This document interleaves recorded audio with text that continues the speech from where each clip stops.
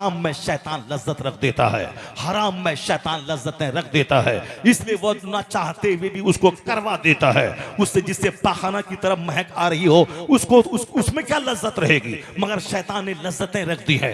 जिस तरह for example अभी गुटखा के ताल्लुक से एक पंडित जी की रिपोर्ट आई है कि गुटखा में पाखाना मिक्स होता है। जब पाखाने का भंडार हो उसमें एक केमिकल डाल करके पूरा सबको सुखा दिया जाता है, वह सबको बोरे में पैक करके कानपुर गुटखा बनने की फैक्ट्री में सप्लाई होता है। उसमें थोड़ा सुपारी का टुकड़ा मिलाकर कुछ केमिकल मिला के लजीज बना के उसको पैकेट में पैक करके उसको मार्केट में फेंका जाता है, लोग खा रहे हैं। पहले मुझको भी डाउट था कि जरूर इसके मुंह की बदबू, जहां फेंकता है बेसिन में वहां की बदबू, और जिस कोने में फेंकता है वहां की बदबू से पता चलता है जरूर इसमें पाखाना मिक्स होगा। मगर चूंकि यकीन मुझको नहीं था, मैं सिर्फ शक करता था, और जब से उसकी रिपोर्ट सुन ली मैंने मुझको लगा हाँ बिल्कुल वो सही बोलता है। वो इस तरह की बातें होंगी, मगर एक ऐसी लज्जत लग गई है, आदत लग गई है कि बगैर उसके चैन नहीं है। हम लोग न पीते हैं बीड़ी, नहीं पीते हैं सिगरेट, नहीं खाते हैं गुटखा। क्यों नहीं खाते हैं? क्या हम नहीं जी रहे हैं? क्या हमारी आवाज हम नहीं खुल रही है? आवाज खोलने के लिए वो गुटखा जरूरी है। यहाँ तो 4-4 घंटे, 3-3 घंटे, 2.5-2 घंटे रोजाना खिताब हो रहा है। कोई बीड़ी, कोई सिगरेट, कोई पुड़िया नहीं है। फिर ये सिर्फ आदत का गुलाम बन जाना। जैसे शराब में कोई लज्जत नहीं है, मगर शैतान लज्जतें डालता है। जिना में कोई लज्जत नहीं है, क्योंकि शैतान लज्जतें डाल देता है। जिना में खौफ होता है, जिना में खौफ हरास रहता है। कोई देख लेगा, कोई कत्ल कर देगा, कोई मार देगा, कोई मार देगा, और फिर उसमें कोई बीमारी पैदा हो जाएगी। वहां तो खतरनाक है, मगर शैतान ऐसी लज्जतें डाल देता है कि गुलाब का फूल छोड़वा के पाखनी का कीड़ा चाटने के लिए वहां भेज देता है। इसलिए दिन में रोजाना 100 बार आदमी को शैतान से पनाह मांगनी चाहिए अल्लाह की। औज़ु बिल्लाहि मिनश शैतानिर रजीम पढ़ा करे, ला हौला वला कुव्वता इल्ला बिल्लाह 100 बार 200 बार पढ़ा करे, अस्तगफिरुल्लाह का फिर क्या करे। अगर उसके बावजूद भी गंदे कामों की तरफ दिमाग जा रहा हो तो रो रो कर अल्लाह से भीख मांगे। जब आंसू के कतरे निकल गए, इलाही मेरा नफ्स उधर जा रहा है, तू मुझे बचा दे, आंसू बहा के दुआ मांग, तुम्हारे दिमाग की तमाम गंदगी को अल्लाह दूर करवा देगा। कोई हो तो अल्लाह के सामने रोने वाला, कोई हो तो अल्लाह के सामने गिड़गिड़ाने वाला, कोई हो तो अल्लाह के सामने फरियाद करने वाला। हुजूर ने तो कहा है कि जूता का तिस्मा भी टूट जाए अपने रब से मांग, यानी जूता का तिस्मा भी टूट जाए अपने रब से फरियाद कर। जो भी मुसीबत तुझको आए अपने रब से फरियाद कर। नमाज में दिल न लगता हो, रब से फरियाद कर। जिंदगी की उलझनों से तंग आ गए हो, अल्लाह से फरियाद कर। जो अल्लाह से फरियाद करेगा वो खुदकुशी नहीं करेगा, जो अल्लाह से फरियाद करेगा वो जहन्नम के रास्ते पे नहीं चलेगा। मेरी बेटियों की निगाहों के सामने हीरोइन की जिंदगी है। नहीं देखा तुमने ये लोग नाचते नाचते मर रहे हैं, और कल भी मर गए, परसों भी मर गए, रोजाना मर गए। तो तुम यही बोलेगा कि मौलाना वो नाचते नाचते मर गया, तो आप भी तो तकरीर करते करते मर जाएंगे। आपका मौलवी भी तो नमाज पढ़ाते पढ़ाते मर जाता है, आपका पीर भी तो बैत करते करते मर जाता है। इसमें फिर क्या हुआ? कौन सी बात हो गई? मैंने कहा यही बात तो है। जब मौत की तलवार गर्दन पे लटक रही है और किसी भी वक्त मौत आ सकती है, इसी को तो समझ ले कि शराब की भट्टी में मरना और है, मस्जिद में नमाज पढ़ते पढ़ते मरना और है, जिना करते करते मरना और है, तिलावत करते करते मरना और है, नाचते नाचते मरना और है, अल्लाह का जिक्र करते करते मरना और है, तवाइफ के कोठे पे मरना और है, और जलसा जुलूस में आकर अल्लाह का जिक्र करते सुनते हुए मरना और है। यही तो फर्क है।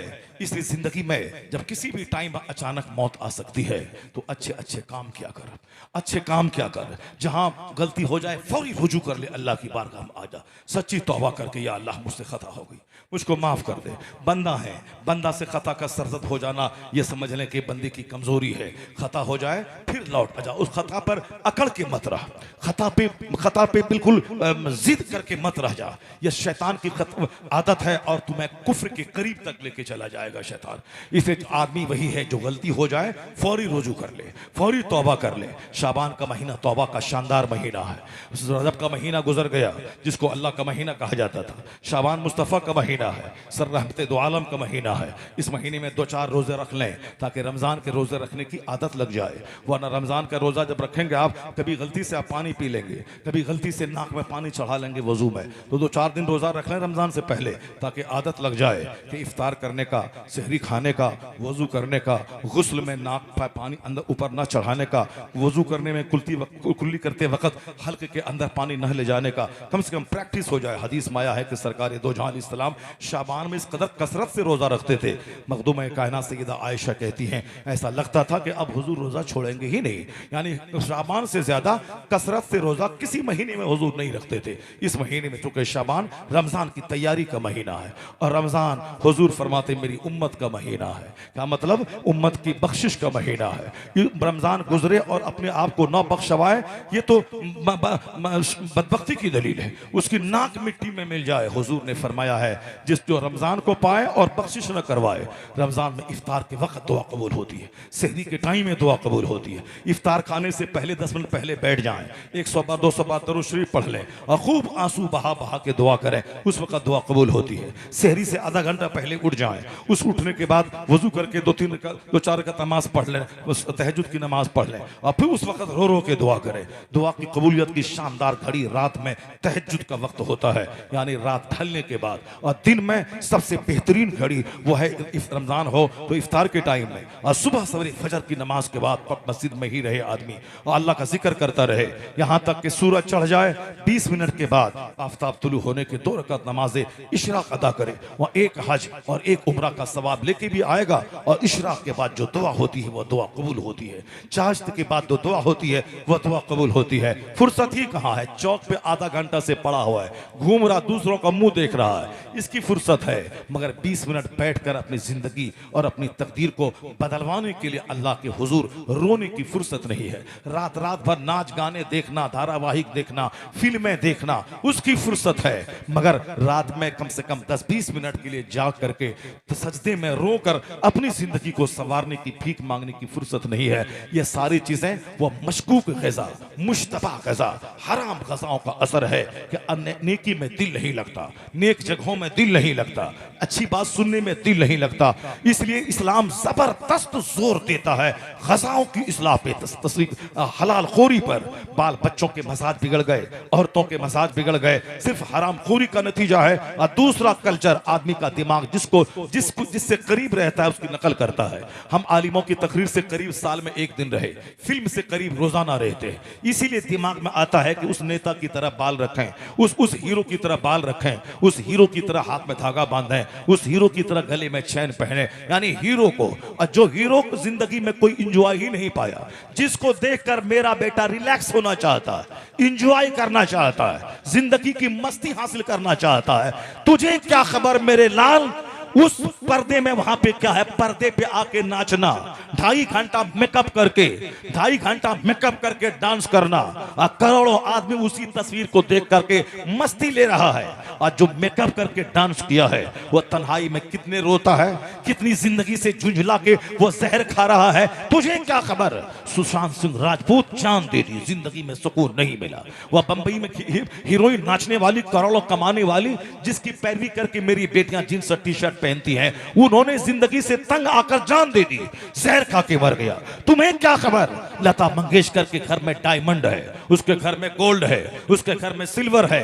द टाइम्स ऑफ इंडिया अखबार में उनका एक इंटरव्यू छपा, उस इंटरव्यू में इंटरव्यूअर ने उनसे पूछा, हाउ डू यू फील, आप कैसा महसूस करती हैं, आपके पास तो दुनिया भर का सफर आपने किया, America, France, Germany, Norway, Canada आप घूमे, लोगों के पास पैसा होता है तो विदेश घूमना चाहता है, आपका तो 1 पांव अमेरिका में, 1 पांव कनाडा में, यानी आप कसरत से सफर करती हैं विदेशों का। और फिर आपकी मार्केटिंग फ्रांस की राजधानी पेरिस में और वाशिंगटन डीसी, न्यूयॉर्क में होती है, आप तो अंदर से बहुत मस्त रहती होंगी, यानी जिंदगी में शोहरत इतनी कि करोड़ों लोग डेली आपका गाना सुनते हैं और करोड़ों जबान पे आपका नाम रहता है, यानी आपके करोड़ों फैंस हैं। शोहरत भी, मकबूलियत भी, दौलत भी, बंबई जैसे शहर में घर भी, अरबों का घर, करोड़ों की कार, अमेरिका, फ्रांस, जर्मनी का भ्रमण, और क्या चाहिए।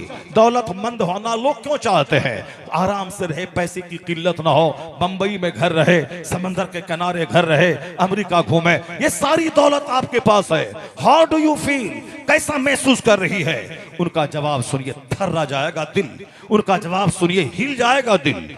आप जिसको अब समझते हैं कि ग्लैमर है, जिसको समझते हैं ये लग्जरियस लाइफ है, जिसको समझते हैं कि बहुत मजे से लोग रहते होंगे, उसका इंटरव्यू शायद वो क्या कह रही हैं कि जो चीज मैं तलाश करती थी मुझको नहीं मिला। अरे अमेरिका यूरोप घूमने वाली क्या तलाश कर रही हो? तो हिंदुस्तान का प्रधानमंत्री पार्लियामेंट में बोला करके देशभक्ति के गीत आपसे सुना, सारा हिंदुस्तान सुना, और कौन सी इज्जत चाह रही हो? पद्म भूषण अवार्ड, पाल के अवार्ड, न जाने कौन कौन सा इनाम मिला, और क्या चाहिए? और हर घर में आपके गाने जो दुनियादार लोग हैं सुनते हैं, और क्या चाहिए?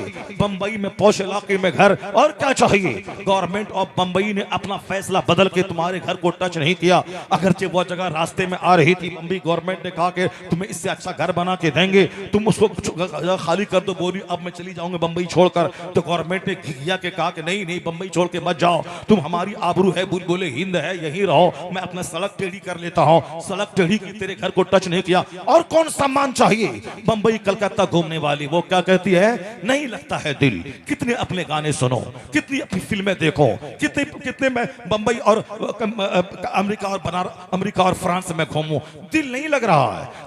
दीवार काटने दौड़ रही है, मन नहीं लग रहा, अब मैं मरना चाहती हूँ, जो चाहती थी नहीं मिला। अल्लाह समझ क्या चाहती थी? दुनिया भर का भरमन, दुनिया भर की दौलत, बंबई में शायद शानदार मकान, करोड़ों की कार, साहब 1 दर्जन अवार्ड, फिर क्या चाहती थी वो सुकून दिल चाहती थी, सुकून कल्ब चाहती थी। दिल में सुकून नहीं था, हमेशा घबराहट और बेचैनी रहती थी। वो कहती हैं जब पार्टी फंक्शन घर में होता है तो थोड़ा सा अच्छा लगता है, और रिश्तेदार जब चले जाते हैं दीवारें काटने दौड़ती हैं। जब अरबों के मकान में रहने वाली को सुकून नहीं है तो तुझको 2 टका का जींस पहन के समाज और बाजार घूमने के बाद क्या इंजॉय मिलेगा? वह जींस पहन के दुपट्टा फाड़ के 2-4 मर्दों से मुंह बिचका के मुस्कुरा के मिलने से क्या सुकून मिलेगा?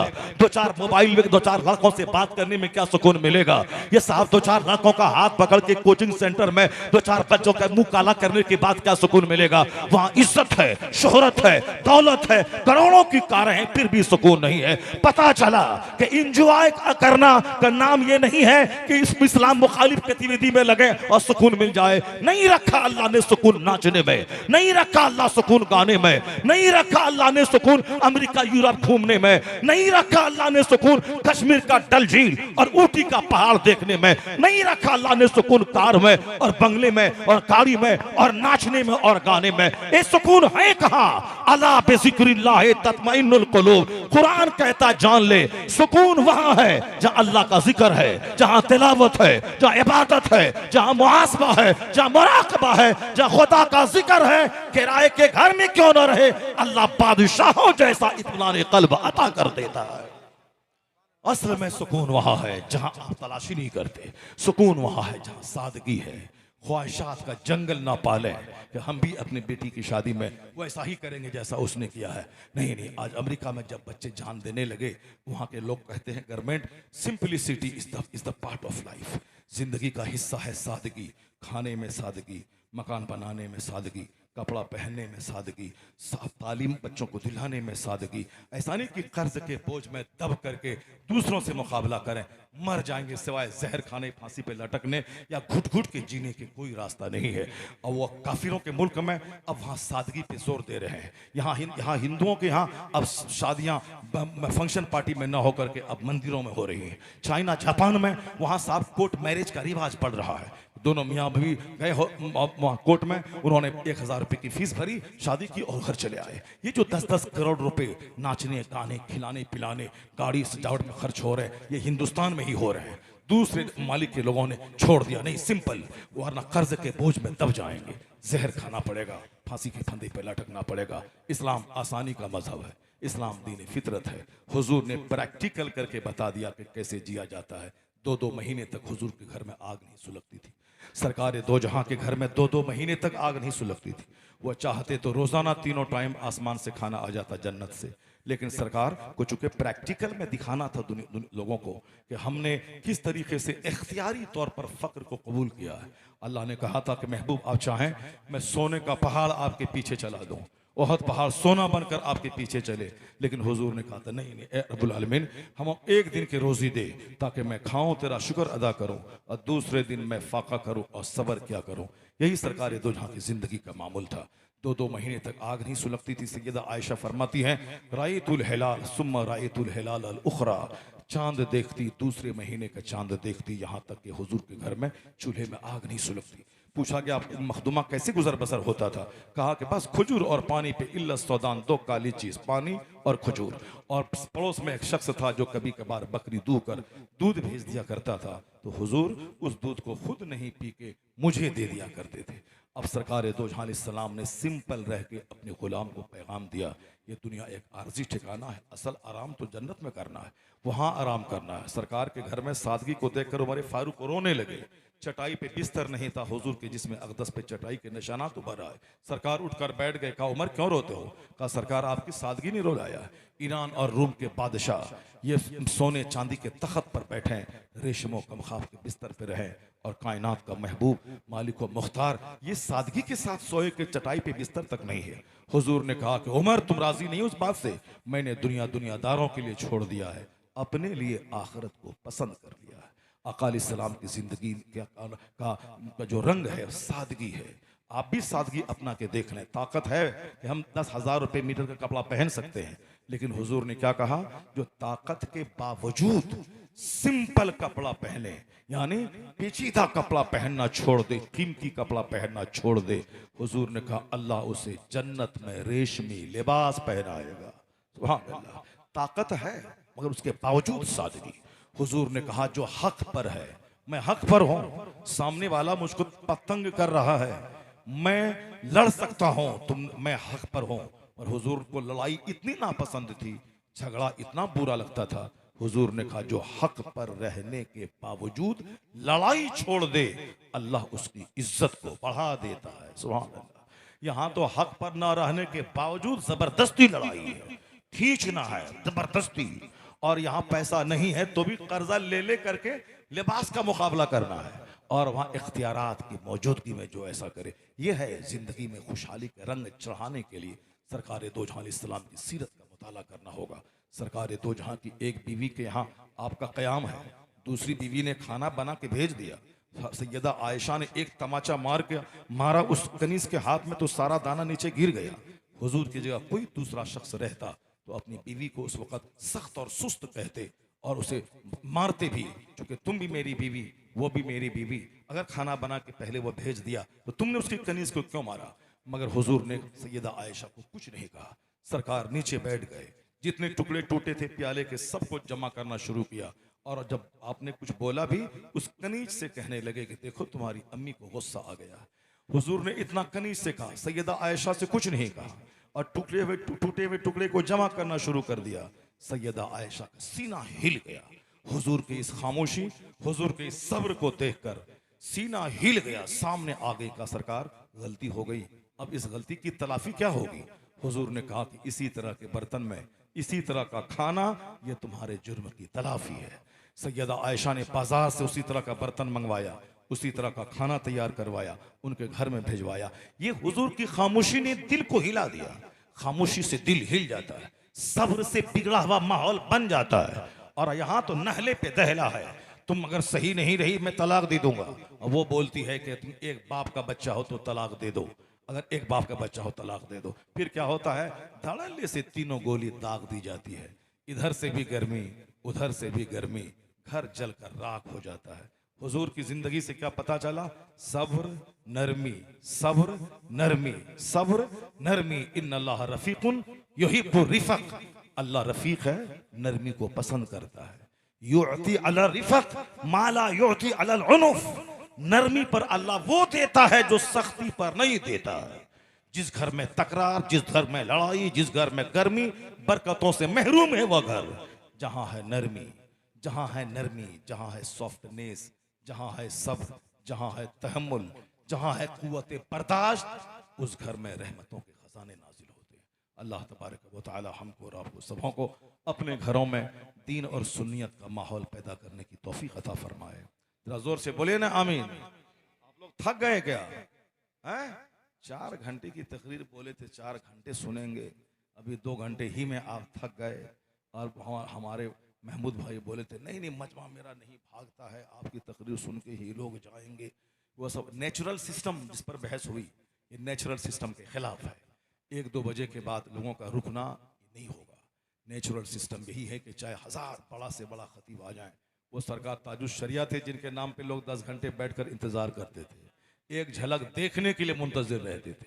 4-4 लाख का मजमा जमा हो जाता था। साबरमती नदी का किनारा अहमदाबाद आज तक गवाह है कि किसी पीर के नाम पे इतना बड़ा मजमा ना हुआ जितना बड़ा मजमा सरकार ताजुश शरिया के नाम पे वहां हुआ। आज भी गोवा गवाह है जहां 3-4 लाख लोग, जिस मुल्क की आबादी उतनी नहीं है, जिस स्टेट की इतने लाख लोग जमा हो गए, वहां का सीएम दंग रह गया। इस छोटे से स्टेट समंदर के किनारे कहां इतने लोग आ गए। दूर दराज से 10-10 स्टेट्स के लोग आते थे, 10-10 घंटे मुंतजिर रहते थे, तकरीर सुनने नहीं एक झलक देखने के लिए मुंतजिर रहते थे। आज भी मेरी तरफ का लाखों लोग प्यासे रह गए कि मेरे मदरसे मेरे घर में कदम पड़ जाता, नहीं पढ़ पाया। वह दुर्वेश नाइब गौसे आजम वो था, वो सारी इज्जतें अपने साथ समेट के लेके चले गए। अब तो हम लोग सब खोखले रह गए, जिसके 12 बजे तक मजमा जमान है, 2 घंटा 3 घंटा जितना बोलना है, 9 बजे आइए 12 बजे तक बोलिए, ठीक है। और जहां 12 बजे के बाद आप रहिए, जहां आपसे बड़ा कोई भी खतीब रहे, लोग टिकने वाले नहीं है। इसलिए जब हालात ऐसे हो गए तो जब 9-12 के बीच में जब मजमा जवान रहे उससे फायदा उठा लीजिए। उसके बाद में फिर नात खानी करवाइए। जो नात खानी का शौकीन है 12 बजे के बाद वो रुकेगा, जो नहीं है नहीं रुकेगा। और जो छोकरा सब पैसा लुटाता रहता है नात सुनने में, वो सब जगह हुआ रहेगा, सुनेगा, नहीं सुनेगा तो चला जाएगा। और उन नात खानों के दिमाग में भी एक बात रहती है, मेरे नाम पर मजमा है, मेरे नाम पे उछाल है, मेरे नाम पे। और जहां हदीस कुरान के बाद सुनाने आए मजमा साफ हो गया। हाँ, देखा ना, मेरे लिए मजमा था, आपके लिए नहीं था, न तेरे लिए था न मेरे लिए था, मजमा अपनी सहूलत के लिए था। 12 बजे तक वो अपने लिए था, फिर चला गया नात के लिए। अगर वो हकीकत पर नात के लिए था, 1 बजे के बाद नात पढ़ के देखो, उतनी छूट मिलेगी, उतने लोग रहेंगे। ऐसा नहीं होता है। इसलिए नेचुरल सिस्टम के खिलाफ काम मत कीजिए। पहले का वक्त कुछ और था। 50 साल पहले 5-5 दिन का जलसा होता था। हमारे बिहार में 5-5 दिन के जलसे होते थे, रात में तकरीर, दिन में तकरीर, पूरा हिंदुस्तान जमा रहता था। मुश्ताक अहमद निज़ामी साहब क़िबला, अल्लामा अरशद साहब क़िबला, हुज़ुर मुफ्ती आज़म हिंद रज़ी अल्लाह तआला अन्हु, ये सारे मशाइख, सारे खुतबा, अबुल अब्बा फसीह ग़ाज़ी पूरी, कौन कौन जितने उस ज़माने के शोहरत याफ्ता खुतबा होते थे, सब होते थे। मजमा 10-10 लाख, 5-5 लाख, 3-3 लाख का होता था। ज़ोहर से पहले तकरीर, ज़ोहर के बाद तकरीर, फिर नमाज, फिर रात में। अब वो सब दौर नहीं रहा। पहले एक उन्वान पे 10-10, 5-5 घंटे तकरीर होती थी। ये नहवी, ये सरफी, ये लुग़वी, ये मंतकी, ये फ़लसफ़ी, ये फ़ना। अभी कुछ नहीं। अभी तो है कि 2 घंटे के अंदर में मिक्सर बात जहाँ तहाँ से ला करके फ़ायदे की बात सुना दीजिए, वरना एक ही आयत पढ़ के उसकी तहकीक कीजिएगा कि इन्ना वो है, हर्फ़ तहकीक है, तो ये है वो है, सारा मजमा भाग जाएगा। न सुनाने वाले वैसे रहे, न सुनने वाले वैसे रहे। अब फिर दोबारा आपसे मेरी मुलाकात हो कि न हो, इसलिए मेरी कोशिश ये रहती है कि तकरीर 2 घंटे की हो, मगर मुख्तलिफ इतनी बातें हो जाए कि अगर बंदा दूसरी तकरीर अगर ना भी सुने, एक अच्छी जिंदगी गुजारने के लिए एक अच्छा मैसेज उस तक पहुंच जाए। इसलिए मैं एक मखलूत तकरीर 2-4-10 फूल को चुन करके वाज का एक छोटा सा गुलदस्ता बना के मैं पेश करना चाहता हूं, ताकि लोग समझ जाएं कि दुनिया क्या है, आखिरत क्या है, हमें कैसे जीना है, कैसे रहना है। अल्लाह तबारक व तआला हमको और आपको सबों को अपने शेख, अपने मशाइख, अपने बुजुर्गों के नक्शे कदम पे अमल करने की तौफीक अता फरमाए। आमीन व आखिरु दावाना अल्हम्दुलिल्लाहि रब्बिल आलमीन। अस्सलामु अलैकुम व रहमतुल्लाह। तशनगी जम गई पत्थर की तरह होठों पर, डूब कर भी तेरे दरिया से मैं प्यासा निकला। हजरात, मैं बहुत बहुत मुबारकबाद पेश करता हूँ